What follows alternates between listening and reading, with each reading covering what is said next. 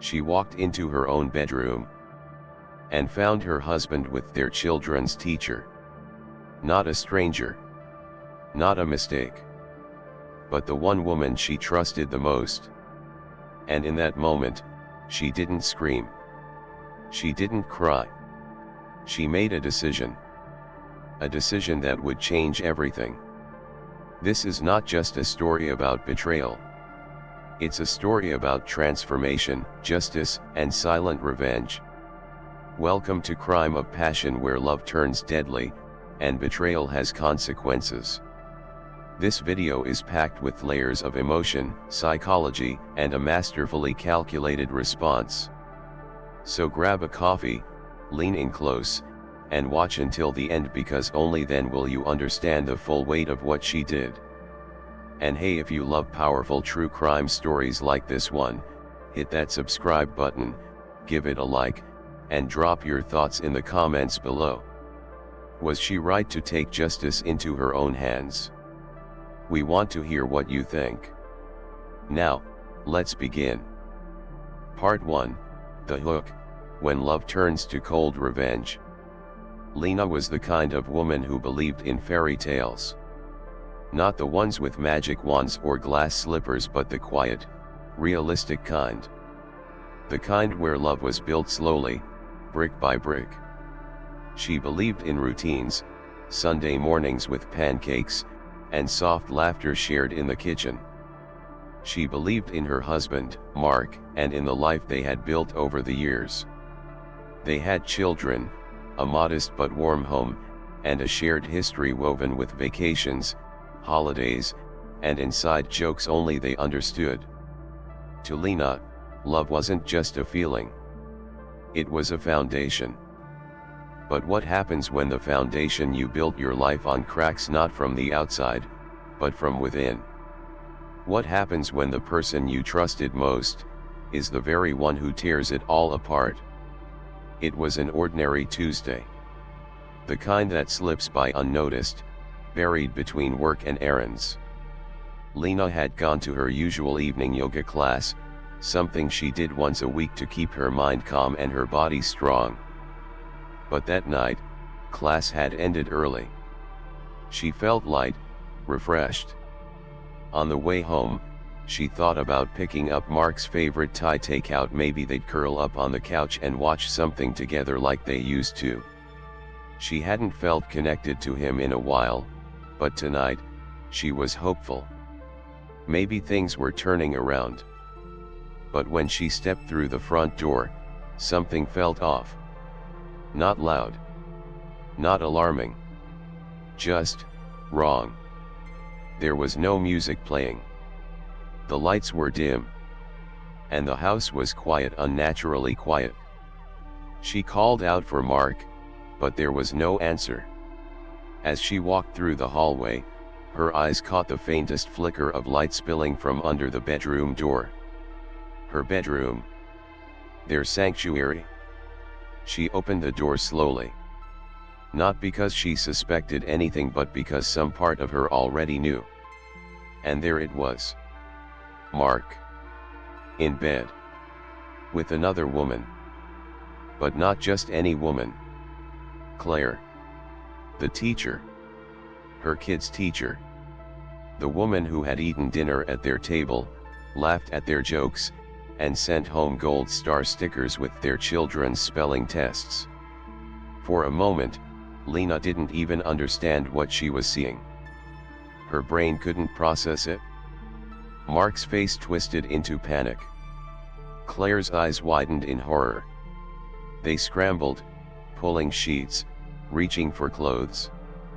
But Lena didn't move. She didn't scream. She didn't cry. She didn't throw anything or demand answers. She simply turned around and walked away. It's strange how quiet the world becomes in moments of trauma. You'd think there would be noise, a crash, a yell, something. But for Lena, it was silence. Not just in the house, but in her own mind. She walked into the kitchen, opened a bottle of wine, and sat down at the table. The same table where Mark had kissed her forehead just 2 days ago. The same table Claire had complimented during dinner 3 weeks before. Her hands trembled slightly as she poured herself a glass. But she didn't cry. She couldn't. Not yet. When Mark walked in a few minutes later, still half-dressed and full of shame, she didn't look up. "Lena. I can explain," he stammered. But she cut him off with a single word. "Calm. Cold. Final. Don't." And with that, she stood up, grabbed her keys, and walked out the front door. Some people would have collapsed. Some would have screamed, thrown punches, or gone into shock.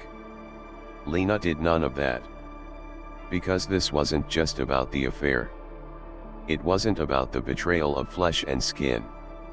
It was about the betrayal of trust, of loyalty, of love. She had spent years believing she and Mark were a team. That no matter how hard things got, they would fight through them together. That they were two halves of one life. Now she knew, they weren't a team. He was a stranger. And Claire? Claire was worse. Mark had betrayed her body. But Claire had betrayed her heart, the trust between two women, two mothers, two supposed friends. It was the deepest kind of cut. But Lena didn't bleed. She calculated. She stayed at a friend's place that night. No explanation, no long conversations. Just silence, and a bed she didn't have to share. The next morning, Lena woke up early. She stared at the ceiling for a long time, her mind flooded with questions. Why? How long? Did the kids know? But as the sun rose, so did something else inside her. Not rage. Not grief. She wasn't going to let this break her. She wasn't going to fall into a cycle of begging or blaming. She was going to take back her story. And she would do it quietly. Strategically. For days, she said nothing to Mark. She didn't respond to his texts. She ignored his calls. She told the kids she was staying at a friend's for a little while and left it at that. In public, she was calm. Composed. She smiled at the grocery store cashier. She waved to her neighbor. No one knew that inside her, a storm was building. But this storm wasn't chaos. It was direction. It was focus. Because Lena had made a decision. She wasn't going to confront Mark and Claire in some dramatic, emotional scene. She was going to dismantle them. Piece by piece. She returned home on Friday. Mark had tried to clean up, as if tidying the house could sweep away his guilt. He approached her carefully, like someone handling broken glass. "Lena. I messed up. I know that. I'll do anything, just please talk to me." She looked at him with calm eyes. Not forgiving. Not angry. Just observing. "You're right," she said. "You messed up." And then she walked into the bedroom, packed a single suitcase, and left again. She had planted the first seed. Mark didn't know it, but from that moment on, every step he took would lead him closer to the edge. Now let's pause the story here, because this is the moment everything shifts. This isn't just about a woman scorned. This is about a woman transformed. You see, Lena isn't looking for a dramatic confrontation or a hollow apology. She isn't driven by rage, but by principle. What was taken from her wasn't just love, it was her dignity, her peace, her safety. And now, she's reclaiming it all. But not with fists or screaming matches. She's choosing strategy over chaos. Because sometimes, The best revenge is not fire. It's ice. Lena's story is just beginning. And what comes next will shake everything. Because behind that calm expression is a woman who has nothing to lose and everything to take back. Mark and Claire thought they were in control. But Lena is about to show them that the most dangerous person in any room is the one who's already been hurt and stayed silent. The betrayal was the match. Lena, she's the wildfire. On paper, Lena and Mark had what most people would call a good marriage. They had 2 healthy children who brought energy to their home. They had a nice house in a quiet neighborhood, a golden retriever named Max, and a framed photo on the mantle from their beach vacation in 2017. Mark had his arm around Lena, both smiling wide as the wind whipped through their hair. To outsiders, they looked solid, comfortable, secure. But comfort doesn't always mean connection. And sometimes, security is just a disguise for stagnation. Lena started noticing the cracks a few years into the marriage. They were small things at first. Mark stopped kissing her goodbye in the mornings. Their texts became transactional: pick up milk, what time is the parent-teacher meeting? Instead of cuddling at night, he'd roll over and scroll through his phone, claiming he was catching up on emails. She brought it up once. Carefully. "Do you think we're okay?" she asked him one evening after dinner. He shrugged. "Yeah. Just tired." That was it. No conversation. No effort. Just, tired. At the time, Lena didn't push. She didn't want to rock the boat. After all, every couple has ups and downs, right? Maybe this was just a phase. A rough patch. So she did what so many partners do when they feel the connection slipping: she worked harder. She planned date nights. She left cute notes in his laptop bag. She bought his favorite coffee and cooked his favorite meals. She even booked a weekend getaway to rekindle things. But Mark always had an excuse. Too much work. Too little time. Too tired. Lena wasn't naive. She knew what distance felt like. But real love can make people hold on tighter when they should let go. She started doubting herself. Maybe I'm too needy. Maybe I'm reading into things. Maybe this is just what long-term love looks like. The voice in her head told her to be patient. Be supportive. Don't make a scene. But the unease grew louder. Mark had begun spending more time away from home. Business dinners. Conferences. Late-night meetings that ran over. He'd come home smelling like expensive cologne that wasn't his usual kind. One night, Lena found a receipt in his jacket pocket. It was from a restaurant they'd never been to on a night he said he had a work meeting. She didn't say anything. Not yet. Because saying it out loud would mean facing something she wasn't ready to believe. Mark's emotional distance wasn't just hurting Lena, it was affecting the entire household. He used to be an involved father, but now he barely spoke to the kids. He missed their school events, skipped bedtime stories, and forgot small but meaningful things, like their daughter's dance recital or their son's science fair. Lena stepped in, trying to cover the gaps.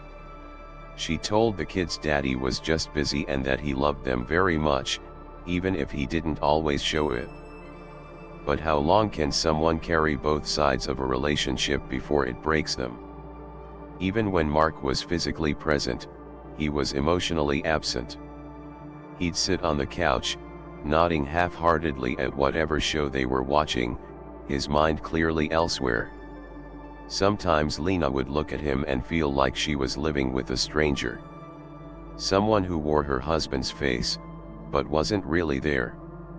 Enter Claire. Claire came into their lives suddenly. Like most betrayals do. She was the new teacher at their children's school. Friendly, approachable, and always smiling. She had that warm teacher energy, the kind that made both kids and parents feel safe around her. Lena met her at a parent-teacher night. Claire was kind, enthusiastic, and had nothing but glowing things to say about Lena's kids.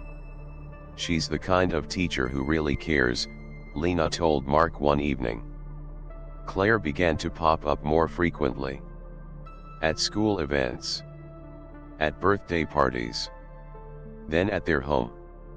She offered to tutor the kids on weekends. She stayed for dinner once or twice. She even brought a bottle of wine one night just to say thank you. Lena welcomed her. Because why wouldn't she? Claire seemed genuine. She connected with the kids.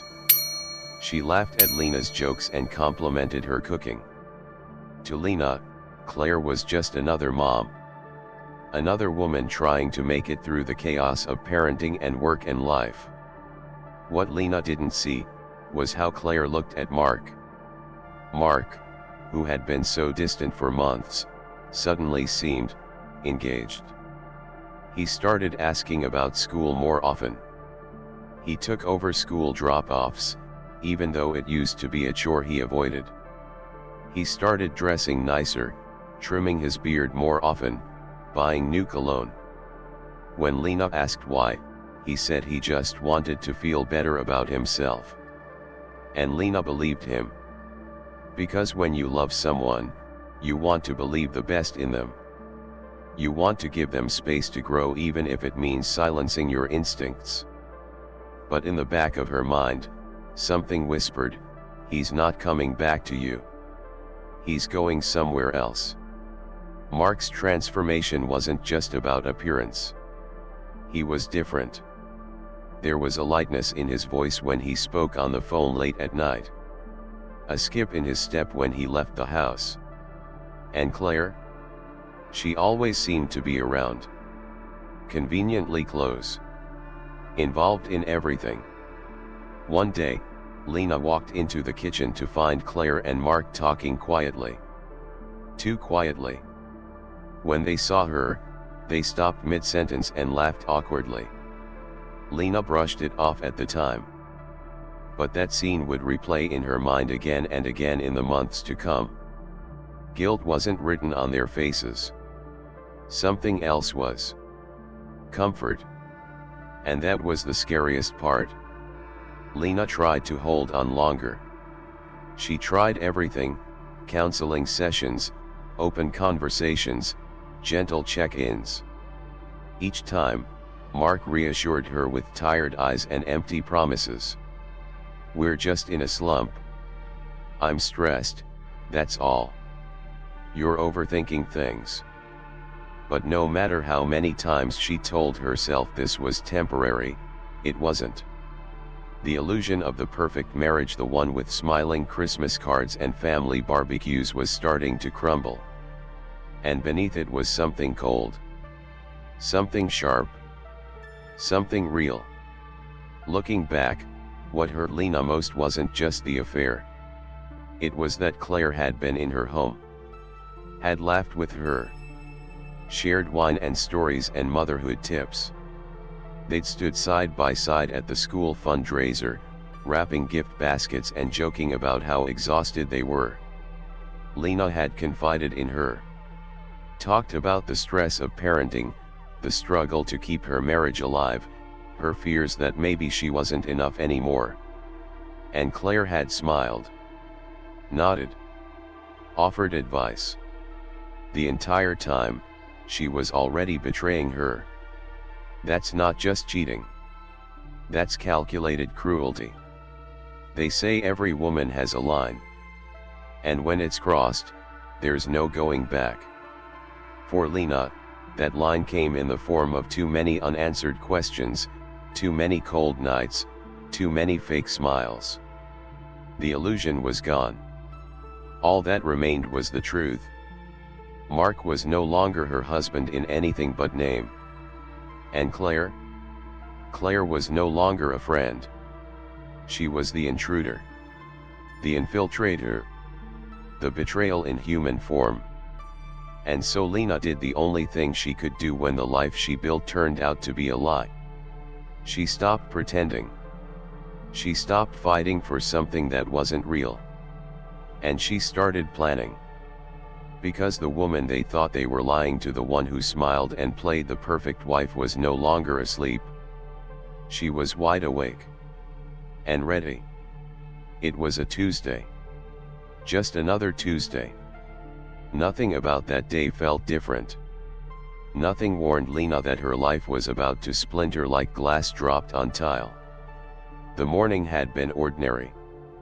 Mark kissed her cheek on the way out the door, mumbling something about a meeting that might run late.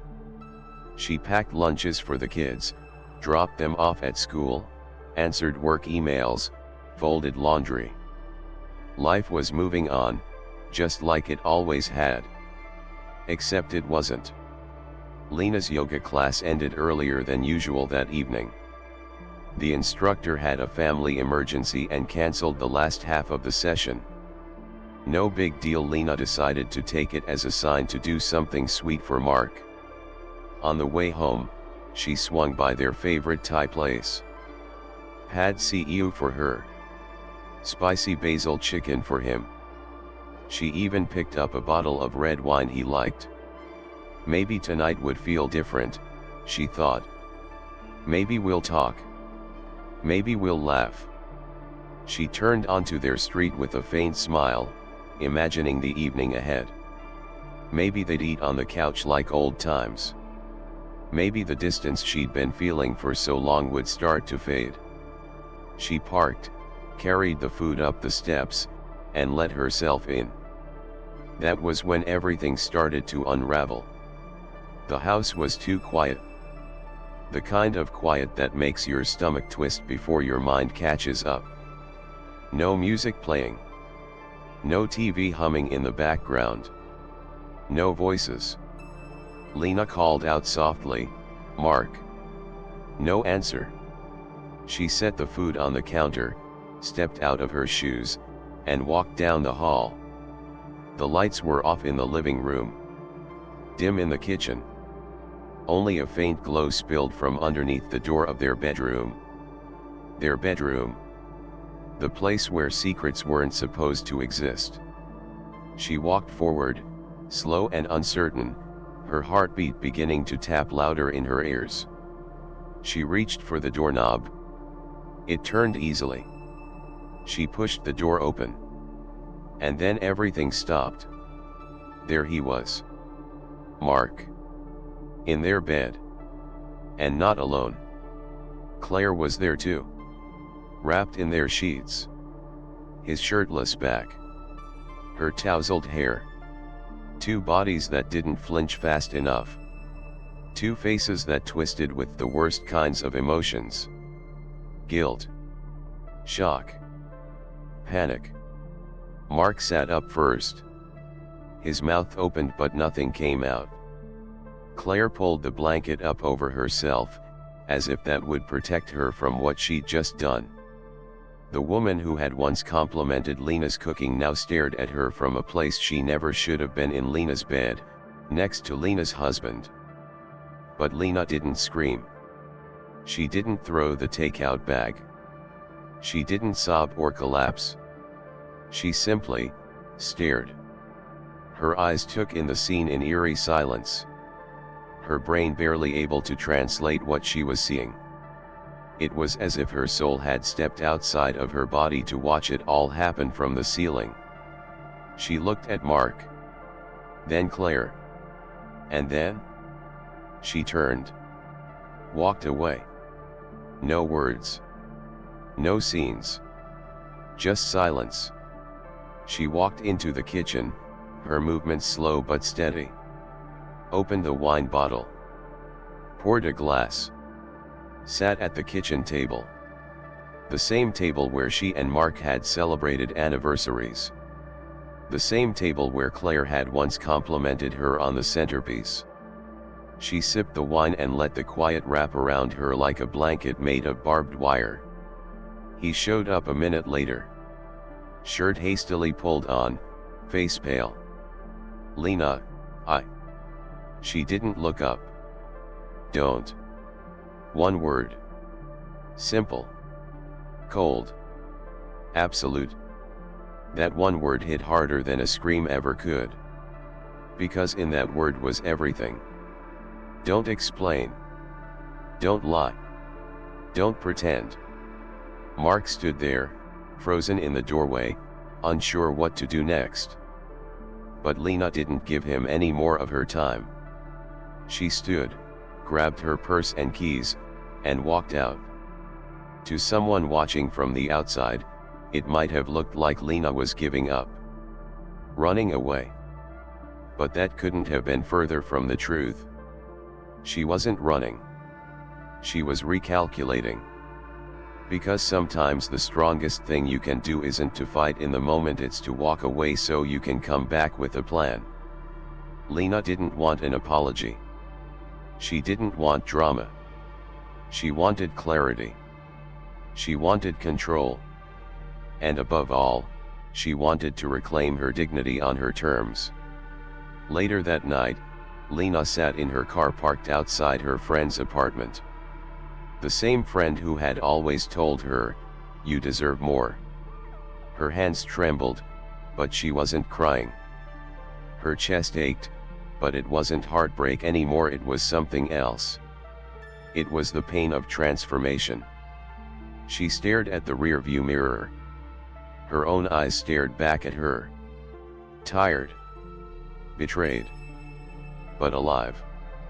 How many women had been here before her? How many had discovered their partners were not who they thought? That love could become deception? That trust could be broken silently, cruelly, and completely? And how many of those women never got the chance to take their power back? Lena wasn't going to be one of them. In the hours that followed, Lena thought back to all the little things she had overlooked. The strange text message Mark had brushed off. The change in Claire's tone during their last dinner together. The sudden business trips that started when Claire became more involved with the kids. It had all been there. The signs. The signals. She had just been too in love or too afraid to believe them.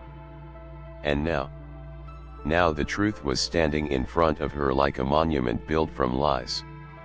Lena didn't need to hear explanations. She didn't need a play-by-play of how it started or how it didn't mean anything. Because it did mean something. It meant that the man she loved had looked her in the eyes every day while hiding something unforgivable. It meant that Claire, who had been welcomed into her home, had chosen to betray her in the most intimate way possible. It meant that Lena had been living in a world carefully constructed by people who didn't value her loyalty, her love, or her humanity. And that realization? It didn't break her. It awakened her. By the next morning, Lena was no longer just the woman who had been cheated on. She was a woman with a mission. The pain was still there, sharp and heavy, but it no longer controlled her. She wasn't interested in revenge that looked like yelling or drama. She wanted consequences. Real ones. The kind that last. The kind that don't just sting, they destroy. She looked at her phone, saw Mark's text messages begging her to talk, and quietly deleted them. He didn't deserve her words. Not anymore. Something inside Lena had shifted forever. She had once been the glue that held everything together, the house, the family, the marriage. But now she realized, some things aren't meant to be held together. Some things need to fall apart so you can rebuild them stronger, smarter, and safer. Mark and Claire thought they had gotten away with it. They thought they had fooled her. But what they didn't know was this. Lena had just gone silent. Not weak. And what was coming for them wasn't anger. It was calculation. And that is far more terrifying. Betrayal. It's one of the deepest wounds a human being can suffer, not just because of what was done, but because of who did it. You see, betrayal doesn't come from strangers. It comes from the people we trust most. The people we let into our homes, our beds, our hearts.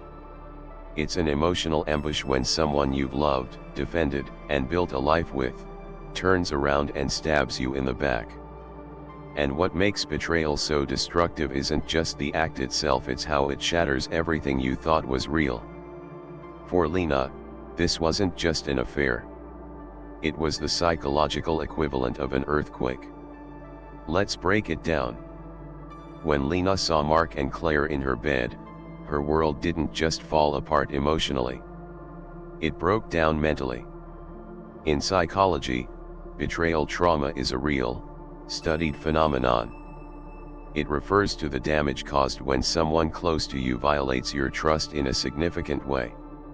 And the impact isn't just temporary, it can alter how you view the world, other people, and even yourself. Imagine building your entire reality on a foundation, then discovering the foundation was made of lies.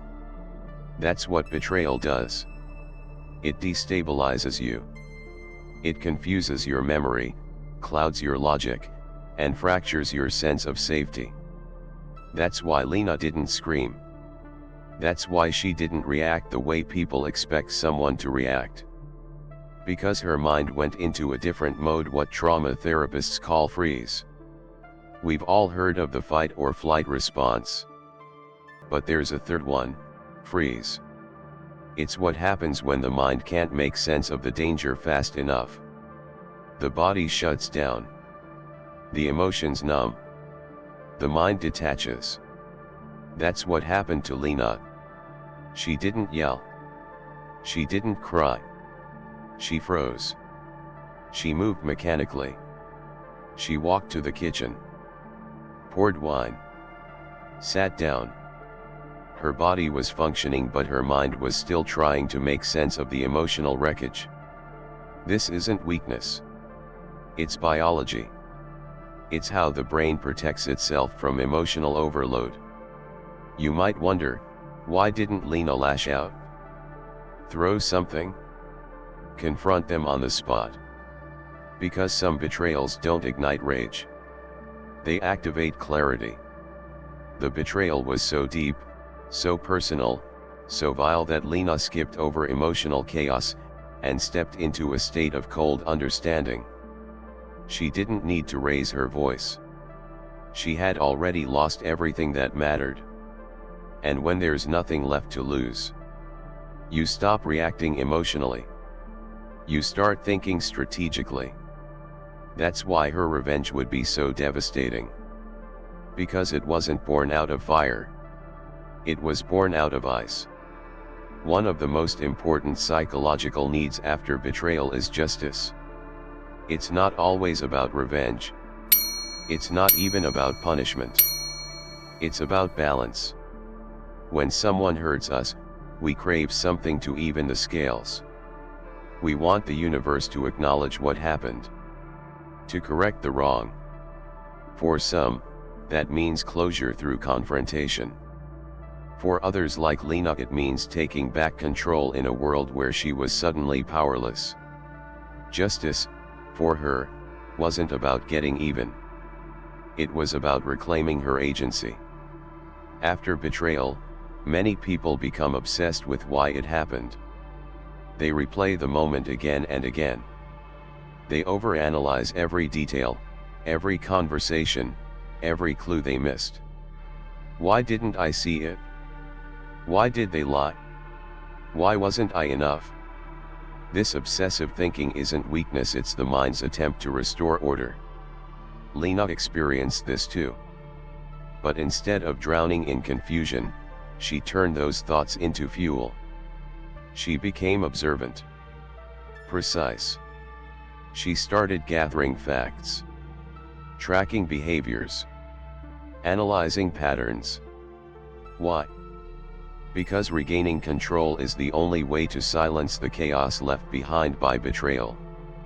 Lena didn't post angry rants on social media. She didn't burn clothes in the front yard or call every friend to vent. She went quiet. But here's something to understand. Quiet isn't always passive. Sometimes it's strategic. Lena knew that explosions fade quickly. But silence is unsettling. Silence makes people nervous. And in that silence, she began building a blueprint for justice, her justice. The kind that doesn't shout. The kind that changes everything. Here's the other side of the coin. People who betray often don't understand the full impact of what they've done. They see it as a moment. A mistake. A slip-up. But for the one betrayed, it's an entire reality shift. Mark and Claire probably thought Lena would cry, get angry, maybe eventually forgive them. They didn't expect her to calmly walk away. They didn't realize that her silence was the beginning of their undoing. Because here's the thing about betrayal. It creates a new version of the person you betrayed. A version that doesn't trust blindly. A version that questions everything. And, most dangerously, a version that is no longer afraid of losing you. Lena's mind shifted from victimhood to empowerment. She stopped asking, why me, and started thinking, what now? That's the moment the transformation began. She wasn't looking for pity. She wasn't asking for help. She was reclaiming power in the most surgical way possible by observing, planning, and waiting. It's a pattern often seen in people who survive deep trauma. They don't just move on. They evolve. They get sharper, smarter, more aware. They stop hoping people will do the right thing and start ensuring that wrongdoers face real consequences. There's something fascinating about what betrayal does to identity. Before the betrayal, Lena was someone's wife, a mother, a supportive partner, a team player. After, she became something else. Not hardened, not bitter, but awake. She realized that the love she had given so freely had been exploited. That her kindness had been mistaken for weakness.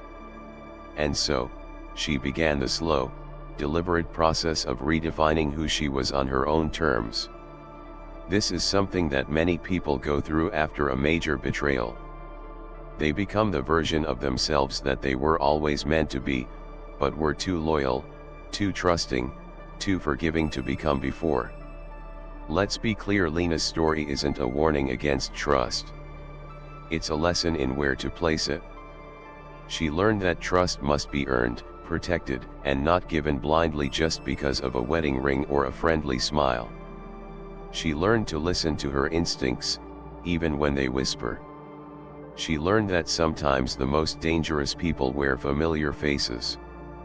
But she didn't let that turn her cold. She let it make her wise. When Lena turned around and walked out of that bedroom, she wasn't giving up. She was choosing a different battlefield. One where she would have the upper hand. She didn't yell because she knew her words wouldn't change what happened.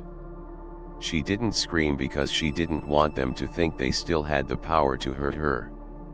Instead, she took her pain and turned it into a weapon, not one made of anger, but of purpose. For many, betrayal feels like the end of everything. But in stories like Lena's, it's not the end. It's the beginning. The beginning of clarity. Of courage. Of control. Lena didn't choose what happened to her. But she chose what happened next.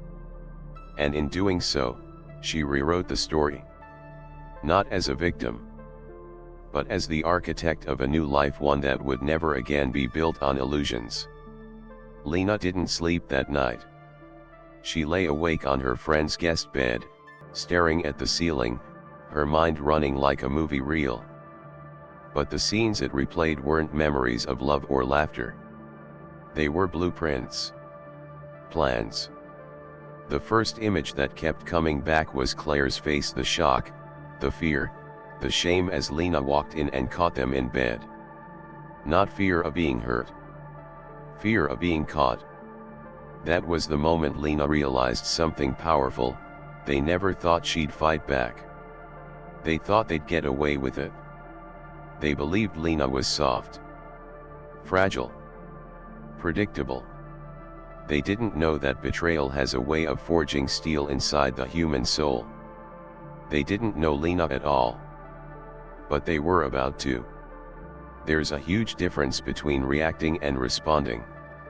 A reaction is emotional, fast, uncontrolled. It's the screaming, the throwing, the sobbing, the confrontation. But a response? That's strategic. That's cold. That's patient. Lena wasn't interested in blowing up the house. She wanted to slowly take it apart brick by brick until there was nothing left for Mark and Claire to hide behind. She didn't want revenge that burned bright and quick. She wanted the kind that lingered. The kind they would never forget. The morning after, Lena got up early. She didn't text Mark. She didn't answer his calls. She didn't even check her social media. Instead, she went for a long walk alone. No music. No distractions. Just her thoughts. And one truth echoed in her mind over and over. They betrayed me inside my own home.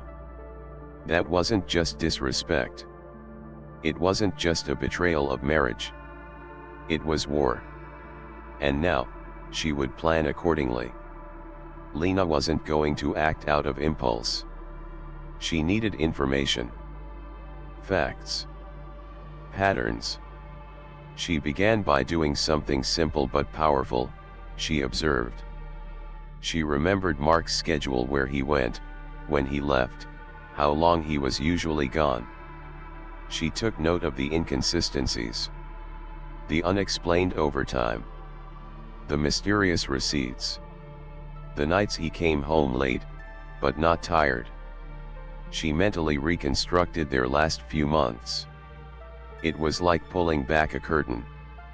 All the pieces were there. She just hadn't been ready to see them before. Now, she saw everything. She drove by Claire's neighborhood that weekend. It was early morning. Fog still hung in the air. She parked far down the block, out of view, and sat in her car with the windows cracked. Claire's house was exactly what you'd expect from a beloved schoolteacher: flowers in the windows, kids' art taped to the glass, a cheerful doormat that said welcome. It almost made Lena laugh. Because behind that charming facade was a woman capable of betrayal so personal, so intimate, it could have destroyed a weaker woman. But Lena wasn't destroyed. She was evolving. She stayed there for almost an hour. Watching. Thinking. And then she drove away silent. Focused. This wasn't about confrontation. This was about intel. Over the next few days, Lena took note of everything. Mark's vulnerabilities. Easy. She found financial records on their shared drive. Bank statements he never deleted. She discovered he was in debt more than he had ever admitted. Credit cards maxed. Loans unpaid. A hidden account labeled startup fund with thousands missing and no explanation. Lena printed every document. Every transaction. She wasn't sure how she'd use it yet. But she knew she would. Then she turned her attention to Claire. She began making casual calls to other parents at the school. Moms she'd spoken to in passing before. She asked simple questions about the school, the teachers, and Claire. The things she heard were interesting. One parent mentioned that Claire played favorites in class. Another hinted at a situation last year where a child's grades were suspiciously inflated. Someone else casually mentioned a rumor that Claire had been transferred from another school under sensitive circumstances. Lena didn't ask too many questions. She didn't press. She just listened. Took notes. Connected dots. Claire wasn't as perfect as she appeared. And Lena? She was just getting started. Lena didn't want drama. She wanted results. That meant she had to be smart. She didn't tell her kids. Not yet. She kept her distance from mutual friends. She didn't cry on anyone's shoulder or vent in public. She kept everything quiet, under the surface. Because the quieter she was, the more Mark and Claire would relax. And the more relaxed they were, the more mistakes they would make. Lena began collecting digital evidence, text messages, photos, call logs. Anything she could find. Not to expose them yet, but to build a file. A case. Something undeniable. Mark started noticing something was different. Lena wasn't asking questions anymore. She wasn't bringing up the affair. She wasn't emotional. Or angry. She was calm. Too calm. That made him nervous. He sent flowers. She put them in the trash. He wrote an apology note. She didn't read it. He asked to talk. She declined. Because when you stop reacting, you become unreadable. And when you're unreadable, you're dangerous. Lena knew that the best kind of revenge is the one they never see coming. So she let Mark believe she was withdrawing. She told him she needed space to think. She told him they could figure it out later. She smiled politely. But behind that smile was a mind moving faster than he could ever imagine.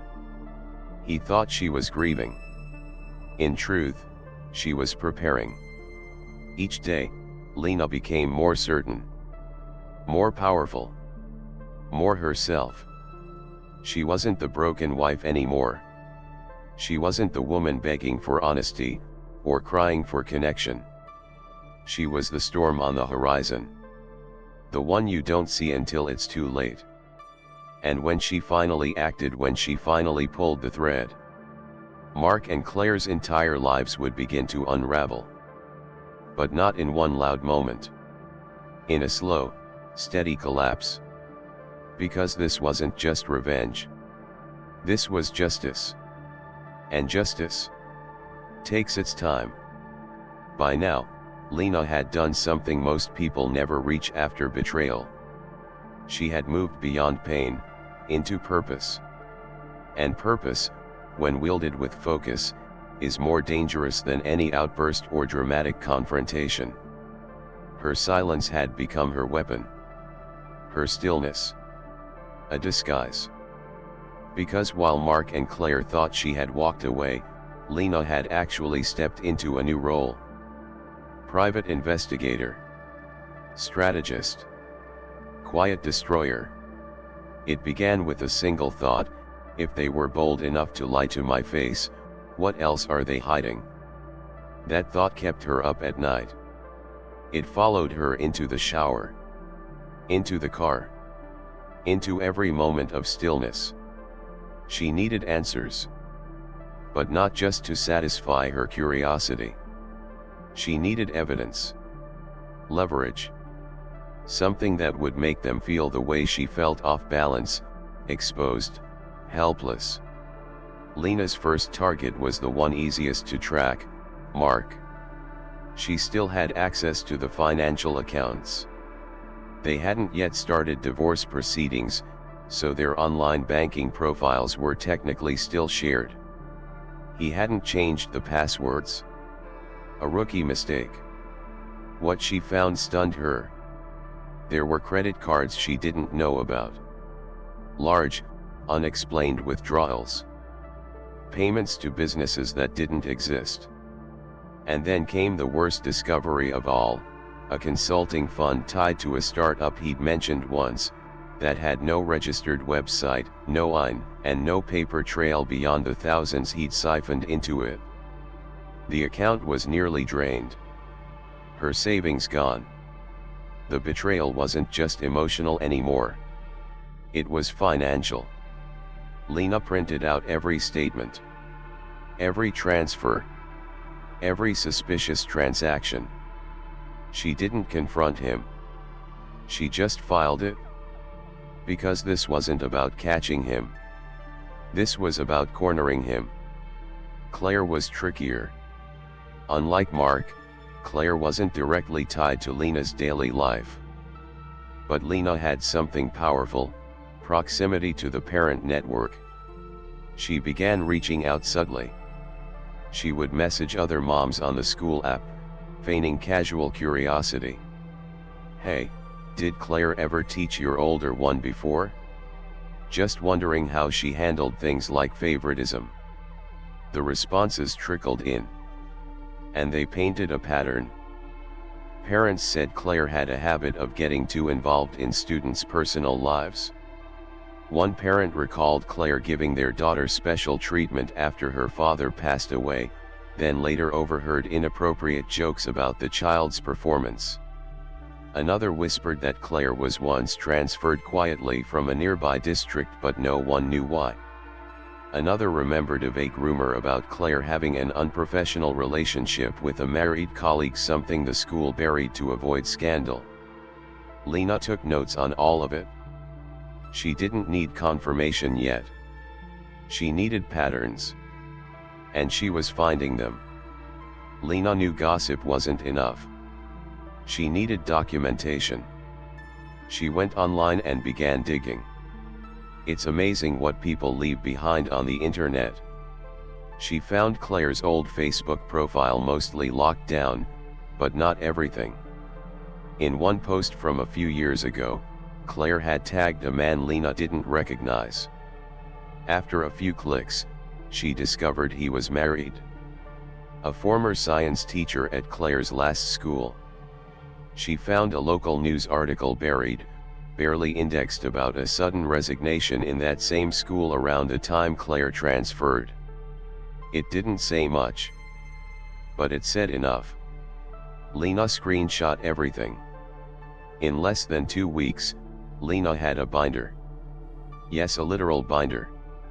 Inside was Mark's fraudulent financial activity, Claire's documented parent complaints, screen captures of rumors, resignations, and suspicious school transfers, screenshots of text messages between Mark and Claire she had recovered from their shared iPad, photos of Mark leaving Claire's home on a night he claimed he was working late. Every page was power. Every detail was a nail.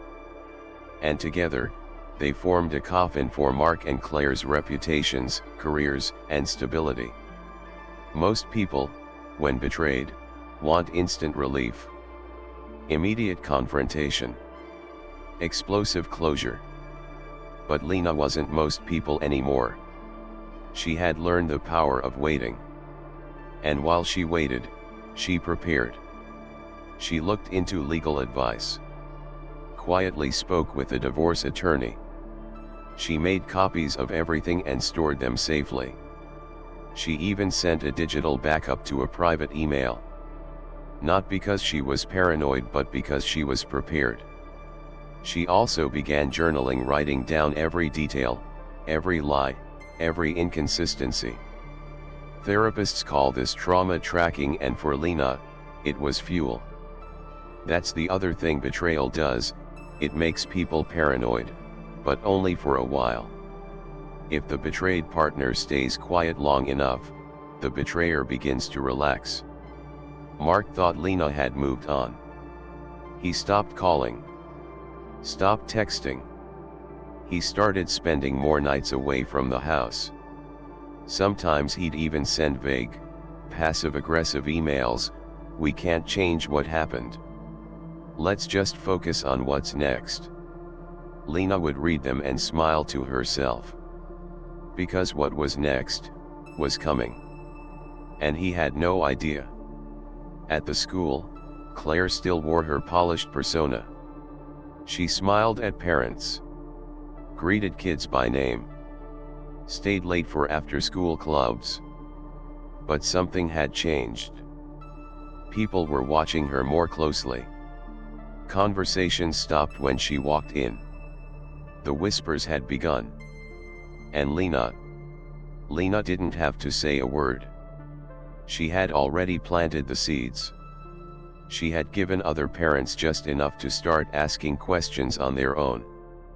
And the more they talked, the more Claire's perfect image started to fade. Lena knew more about Mark and Claire than they thought possible. She knew how much Mark owed, who he owed, what deals he had tried to hide. She knew Claire's past, her transfers, her flirtations, and her school's reluctance to confront staff scandals. She held the truth. And truth is leverage.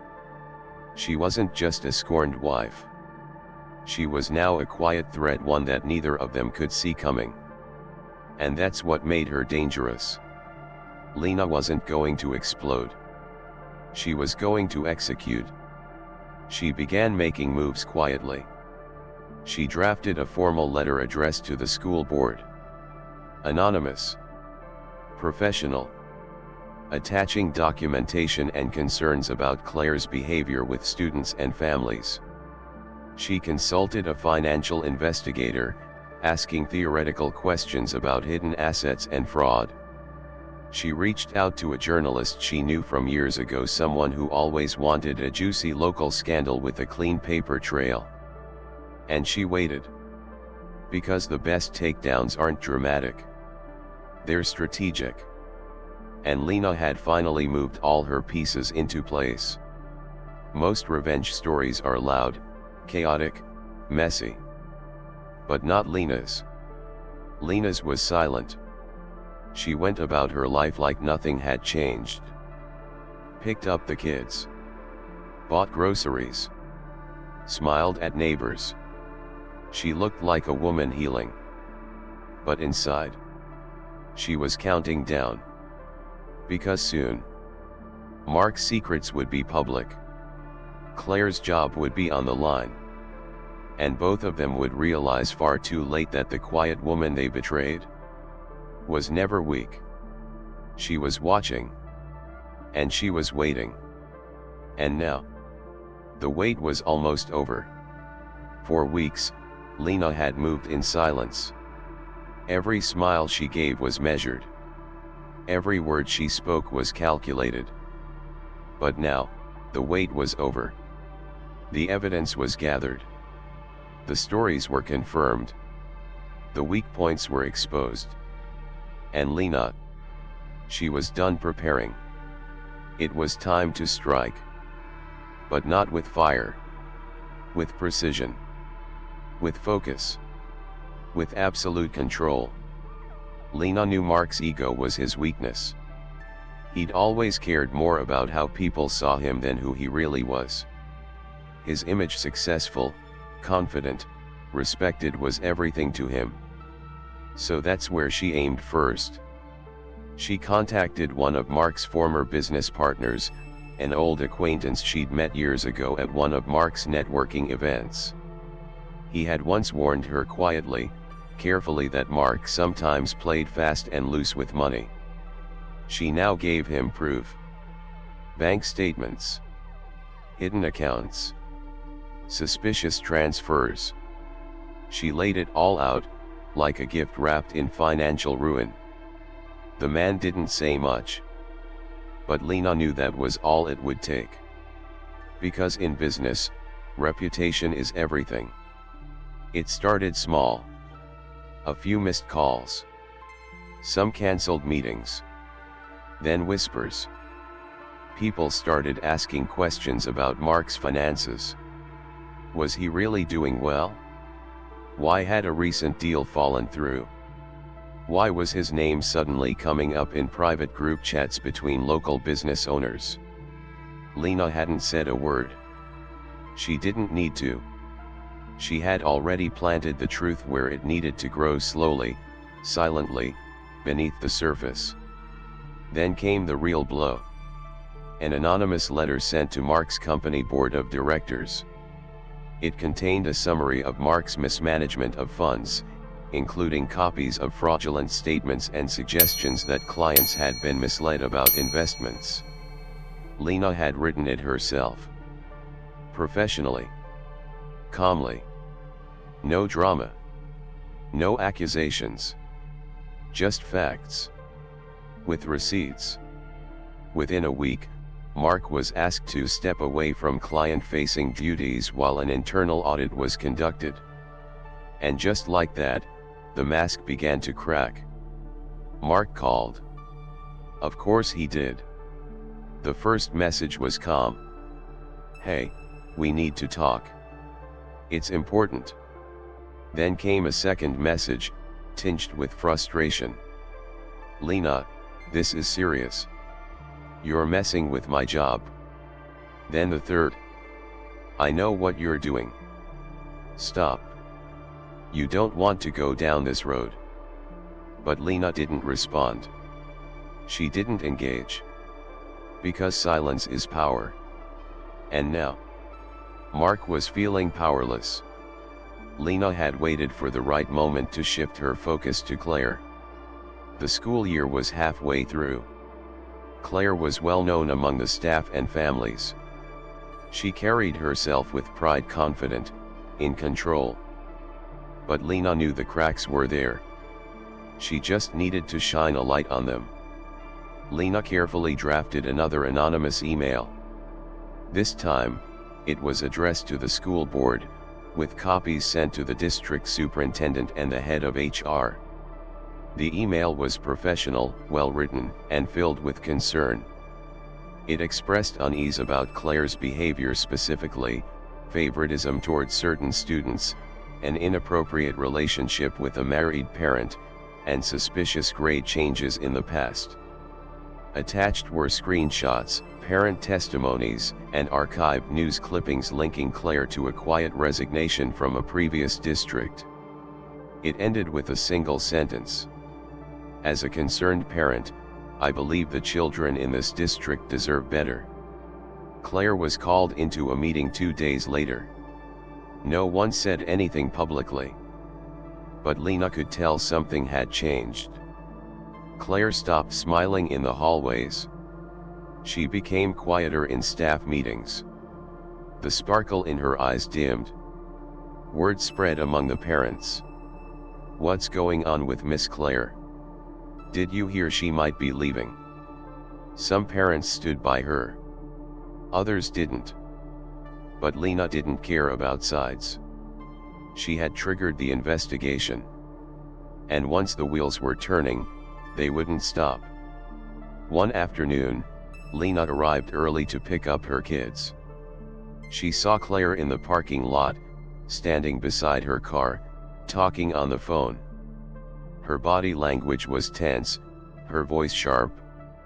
She hung up, looked around and saw Lena. For a moment, the two women locked eyes. Claire looked like she wanted to say something. But Lena just smiled. Not a warm smile. Not a fake one. A knowing smile. Claire flinched. And turned away. Because in that single glance, she understood. Lena knew everything.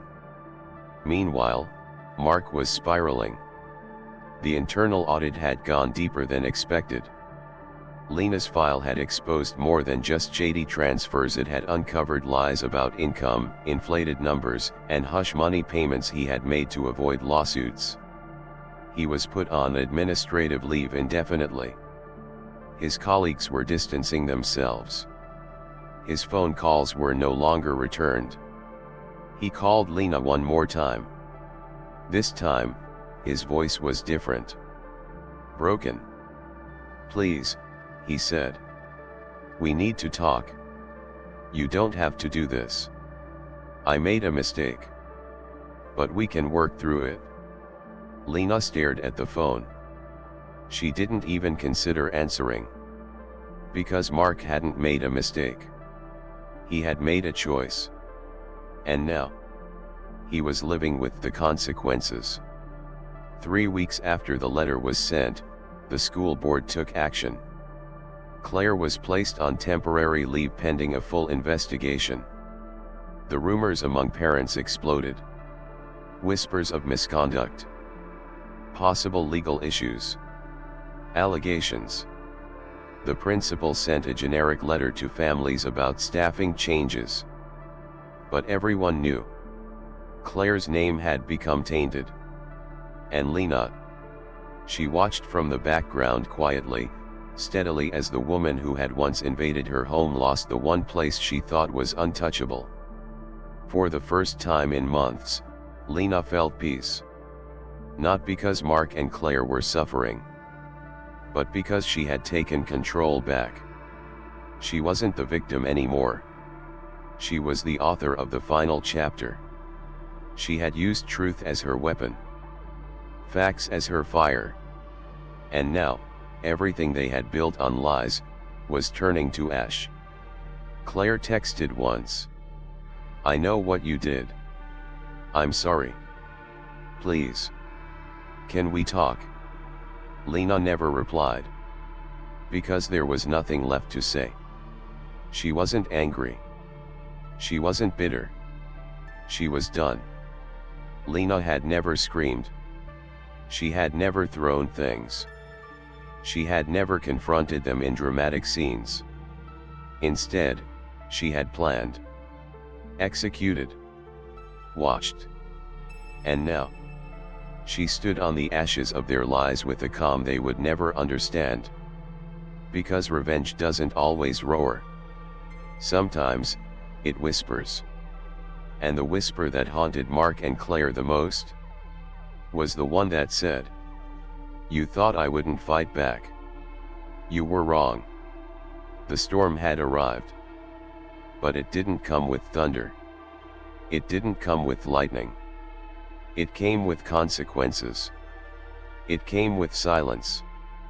And for Mark and Claire, it came too late. Because by the time they realized what was happening, the damage had already been done. Their lives weren't unraveling. They were collapsing. When Lena stopped responding, Mark didn't know what to do. He had underestimated her from the beginning. He thought she would lash out, scream, maybe throw some clothes on the lawn, but eventually forgive him. Let it pass. Move on. But this slow, methodical destruction? He never saw it coming. He watched his career disintegrate in real time. Clients stopped calling. Partners backed away. Rumors swirled that he had cooked the books, lied about performance numbers, misused company funds. His social media went quiet. His inbox filled with cancellations. His name was removed from projects he had once led. He was told off the record that legal action might be coming. He tried to fix it, but it was already too late. Because the thing about credibility is, once it's gone, no one wants to be near the mess. And Mark? He was radioactive. One of the worst parts of collapse isn't the crash. It's the quiet after. Mark sat alone in his apartment, the one he moved into after Lena refused to come back. He stared at his phone. Waiting. Nothing. Not even Claire. She had her own problems. And she wasn't answering anymore either.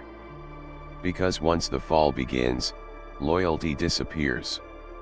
The school board didn't fire Claire immediately. No. They suspended her pending investigation. Which, in the world of education, is the same as public execution. Parents noticed her absence. Kids asked questions. Rumors filled the halls. She was sleeping with a married parent. She changed grades for favors. She got fired from her last job too. No one knew the truth. but everyone believed something. And that was enough to end her career. It didn't help that a local blog picked up the story. A concerned parent had leaked pieces of the anonymous letter. They didn't use her full name, but everyone in the school district knew who it was. Claire stopped showing up to community events. Her Instagram went dark. She deleted her LinkedIn profile. She told her friends she was taking time off. But the truth? She was drowning. Claire had built her identity around being adored. She was the beloved teacher, the charming professional, the role model. Now she was the scandal, the whispered about woman in the grocery store, the name that made people roll their eyes, the villain in a story no one knew how to end. And the one person who could help her, Mark, was too busy digging his own grave to notice. With nowhere else to turn, Mark tried to reach out to Lena again. This time, he didn't call. He wrote a letter. Handwritten. 4 pages long. He apologized. He explained. He begged. He admitted he had messed up everything. Not just their marriage, but his future. His relationships. His sense of self. He told her he didn't recognize the man he had become. That he wished he could undo it. That he didn't deserve forgiveness, but hoped for it anyway. He left the letter on her doorstep. Lena read it. She didn't cry. She didn't tear it up. She simply folded it, put it in a drawer, and never answered. Sometimes, the loudest message is silence. Mark waited for days. He checked his phone obsessively. He hoped. But the reply never came. And in that silence, something finally clicked. He realized what he had truly lost. Not just Lena. Not just his family. But the version of himself who had been worthy of love, of loyalty, of trust. And now, that version was gone. Claire, too, reached out eventually. A short message. I'm sorry. You didn't deserve this. I hope you find peace. Lena didn't reply to that either. Not because she was angry, but because she had already moved on. Replying would have meant opening a door that no longer existed. And Lena? She was walking in a different direction. Lena stayed in the house. It was never about the building. It was about taking back the space that had been stolen from her. She redecorated, rearranged furniture, donated the sheets, replaced the mattress, painted the bedroom walls a soft, calming sage green. The kids never knew the full story. She kept things stable, safe. They knew mommy and daddy weren't together anymore. They knew daddy lived somewhere else. They didn't ask too many questions. And Lena didn't offer too many answers. Because sometimes the best way to protect your children is to keep your strength quiet. To the world, it seemed like things just fell apart. Mark had a rough year. Claire had work issues. But Lena knew the truth. Collapse doesn't come suddenly. It starts with one lie. Then another. Then another. Until the weight of deception becomes too heavy to carry. Until it cracks. Until everything falls. And the person who walks away from the rubble isn't the person who caused it. It's the one who survived it. She didn't celebrate. She didn't toast to their downfall. But she felt it. In the air. In the stillness. In the peace that came with knowing that justice, real justice, had arrived. Not through courtrooms. Not through police. But through truth. Through patience. Through strategy. She didn't need to tell anyone what she had done. She didn't need recognition. Because the people who mattered had already felt it. And the ones who didn't matter anymore. Lena sat on her porch one evening, sipping tea. The air was cool. Her kids were asleep. The house was quiet. She thought about Mark and Claire. Where they might be. What they might be doing. If they still thought about her. But the thoughts passed like clouds. She didn't dwell on them. Because her life was no longer about them. It was hers again. And this time, no one else would write the story for her. The storm had passed. The destruction was complete. Mark's career was in ruins. His name carried whispers instead of respect. Claire was no longer a teacher, no longer admired, no longer trusted in the community she once charmed. But Lena. She stood in the middle of the silence, stronger than ever. And yet, what came next wasn't what she expected. It wasn't celebration. It wasn't relief. It was, weight. Not the weight of regret. But the weight of power of knowing you held the match that lit the fire. And that even when you were justified. There's still an emotional cost to burning everything down. People talk about revenge like it's a destination. As if once you get there, everything heals. But Lena knew better. She had won. She had exposed them. Crushed them. Taken back control. And yet, there were still quiet nights when she stared at the ceiling and wondered what healing was supposed to feel like. Because the pain they caused hadn't disappeared. It had just changed shape. It wasn't a wound anymore. It was a scar. In the weeks after the collapse, Lena focused on small things. Morning sunlight through the windows. The sound of her children's laughter. The smell of fresh coffee in a clean kitchen. She took walks alone. Not to run away from her thoughts but to walk alongside them. She didn't rush back into social life. She didn't start dating. She didn't try to prove she had moved on. She just gave herself space. Space to remember who she was before the lies. Before the betrayal. Before she had to become a weapon. Here's what no one tells you about becoming strong. It's lonely. Not because people leave you. But because you outgrow the people who once made you question your worth. Lena had friends who didn't know what to say anymore. Some admired her strength. Some were afraid of it.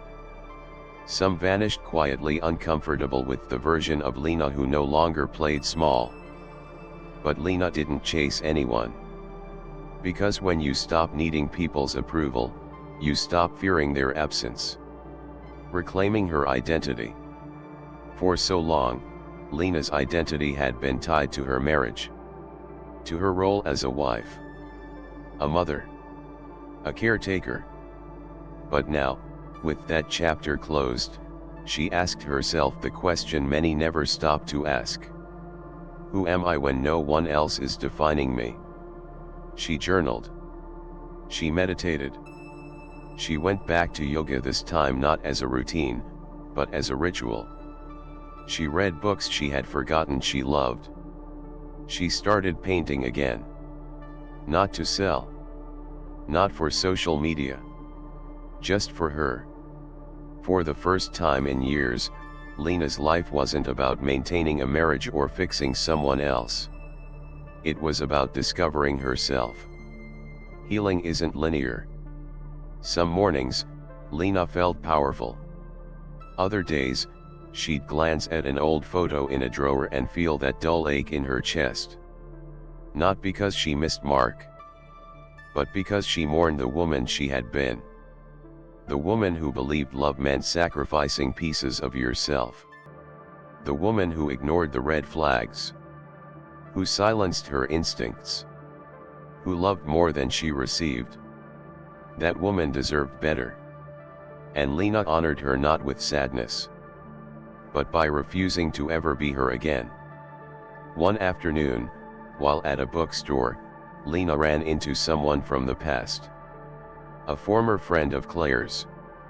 Someone who had distanced herself once the scandal hit. They made small talk. The woman looked uncomfortable, almost apologetic. "I heard everything," she said quietly. "I just wanted to say, I'm sorry. For not speaking up. For not seeing it." Lena smiled.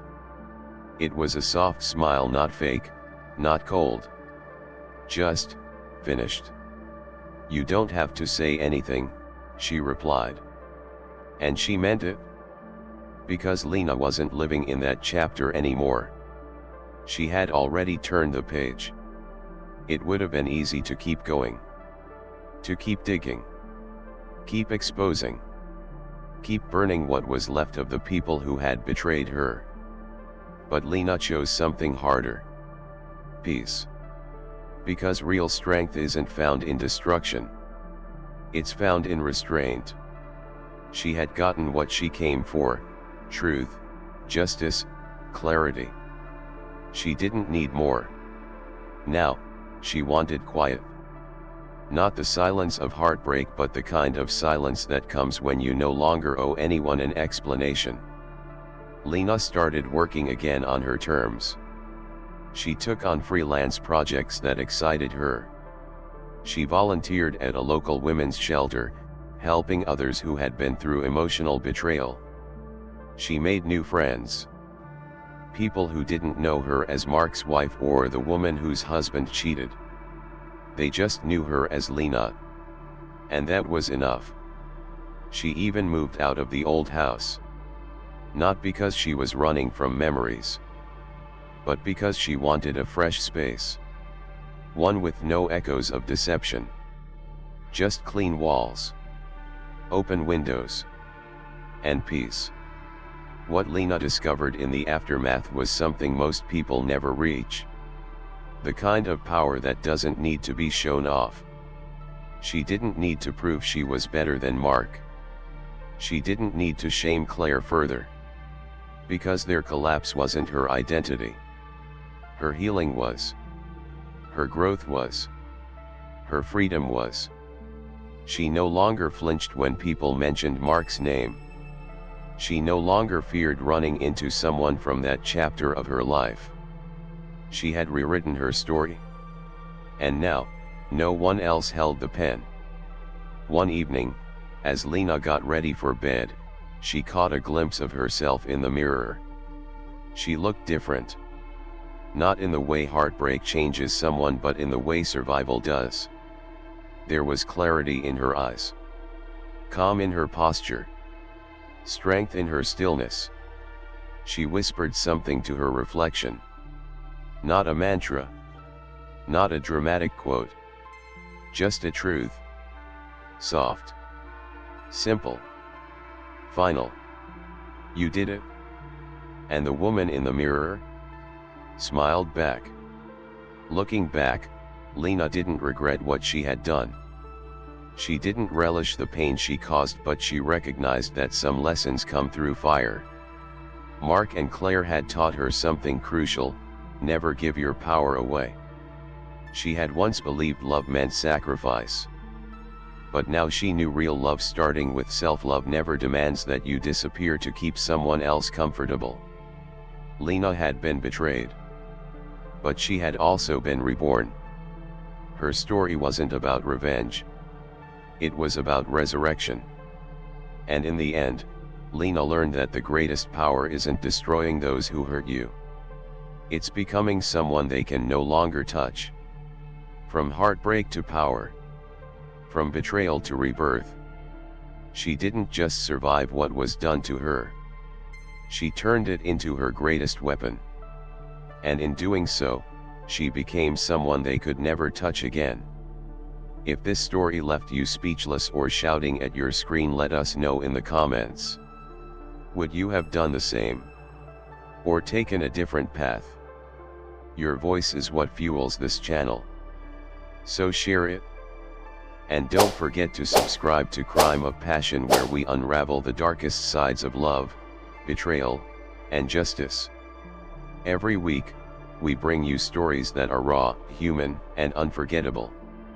Until next time, stay sharp, stay safe, and never underestimate a woman with nothing left to lose.